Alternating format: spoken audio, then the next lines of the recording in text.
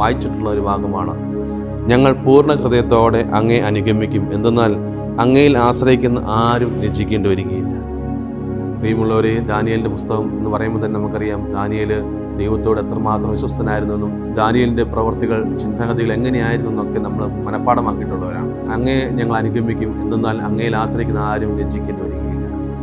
പക്ഷേ പലപ്പോഴും നമ്മുടെ ജീവിതയാത്രയിൽ സഹനങ്ങൾ, ദുരിതങ്ങൾ, പീഡനങ്ങൾ, പ്രയാസങ്ങൾ, രോഗങ്ങൾ വരുമ്പോൾ ഈ വചനം നമ്മൾ പലപ്പോഴും മറന്നു പോകാറുണ്ട്. കർത്താവേ, ഞങ്ങൾ അങ്ങേ അനുഗമിക്കും, എന്തെന്നാൽ അങ്ങയിൽ ആശ്രയിക്കുന്ന ആരും ലജ്ജിക്കേണ്ടി വരികയില്ല. ഇന്ന് ഈ പ്രഭാതകാലത്ത് ദാനിയേൽ നമ്മളെ ഓർമ്മിപ്പിക്കുകയാണ്, നീ ദൈവത്തിൽ ആശ്രയിക്കുക, നീ ദൈവത്തെ അനുഗമിക്കുക, അവിടെ നിന്നെ കൈവിടുകയില്ല.